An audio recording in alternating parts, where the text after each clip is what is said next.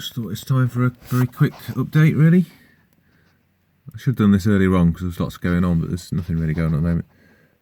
The Messers, can't really see anything at the moment. They've got a chunk of roach. The Nicos, can't show you the eggs, I'm not going to disturb them at the moment. But yeah, they've been munching on some blue juice from Antimatters. I don't exactly know what it is.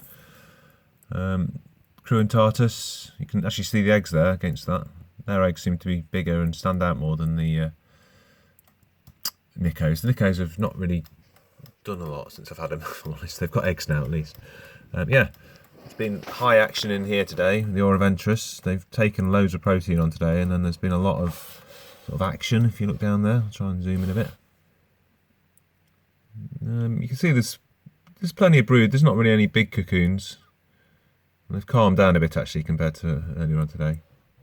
A lot of that sort of cleaning, and I'm hoping it doesn't spell mites. I think they're just normal. And this is the setup. So that's their old setup, which is getting a bit manky. And I've linked it. I've made this link up. Goes between there into Generation 3 Makushi Outworld. And it's steamed up because my experiment has not gone totally perfectly. There's one. So that's designed to give it more humidity basically, but it's sitting on top of a heat cable. Both of those are. One's meant to be for water and one's meant to be for humidity. And I think the humidity one is actually empty now, but it's still sitting at around 90% humidity. So I'm not quite sure what I'm going to do yet. I think maybe just move all that out of the way. I've put springtails in here already on these two bits. Yeah, it's sitting at 90% in there. I'm letting the other side dry out, their old nest, but it could take a long time for them to decide if they want to move into this one. And then it's not unusual to see a few of them, sometimes 2 or 3 hanging about on the cork in there. I can't see in that. I overwatered it. I was warned. I did it. And I've even taken the whole nest apart and dried it all out. That could be a bit of black there. Yeah, and I can't get to the point where I can see through it.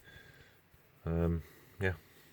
And these girls in here, I say most of the action was earlier on. They like their water in there. There's plenty of queens all sitting on the water having a drink. They liked this. They've all got a chunk of roach today, and they liked it. They were having a right good munch on that. And that's the blue juice. Let's see if I can get in there. Bit of a strange way to have to film in here, but yeah.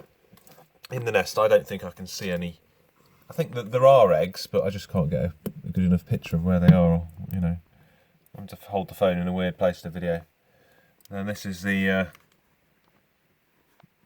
Parius at the back and the Turkistanus in the foreground of those two. That's about as close as I can get to those, but they're sort of in intensive care. Don't want to go too close to them. Ruginodus have been very active tonight. I should have done this about 2 hours ago, I have to be honest. There was loads going on, and I didn't even think about it. I was just watching them. Yeah, it's hardly any out now. They weren't mad for that blue juice, these did. And they loved their slice of cockroach. I freeze the cockroach, and I can just sort of take it apart as I want to. Oh, and these are the new beauties. They don't like this light. There they are.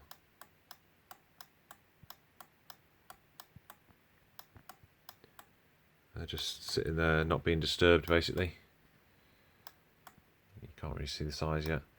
I've left the setup is I've left the let's zoom out.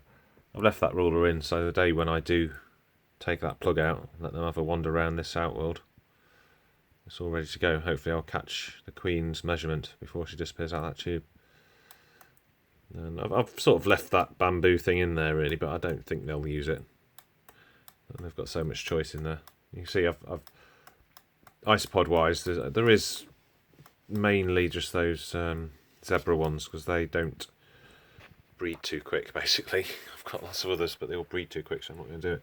Yeah, so overall, it's my fault that it's got a bit too steamy in there, and I need to. I'm just letting it. I have the top off quite a lot in this one, just to try and get the humidity down. So I've obviously gone way over the top. I didn't realise that Makushi, see the little air holes? That's all they are. Whereas I'm used to sort of something like that, which lets it out quite quick, or something like that, which lets it out quite quick as well.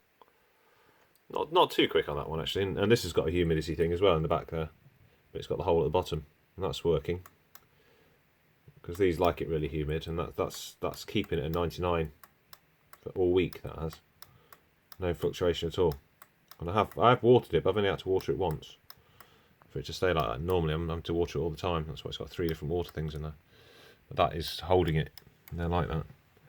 So it worked in there, but in here it's just gone over the top. But I think most of the water's gone out of that thing I made. It's just that one there, but the heat cable goes under both of those, so that was a bit of a silly design for me. But anyway, it's all a learning process. I may change that. I drilled a few holes in this basically, so I've got, doesn't look like an exact fit for the probe, but it is. It's only an 8mm hole. That's an 8mm thing for the probe. 10mm for that one there. 10mm for the back there. I can unplug all that and block it up if I want to. Don't have to use those. That thing comes off from the inside. It's on an elbow, but it's also got a bit of tube that connects it. Can't really show you like this. So there we are.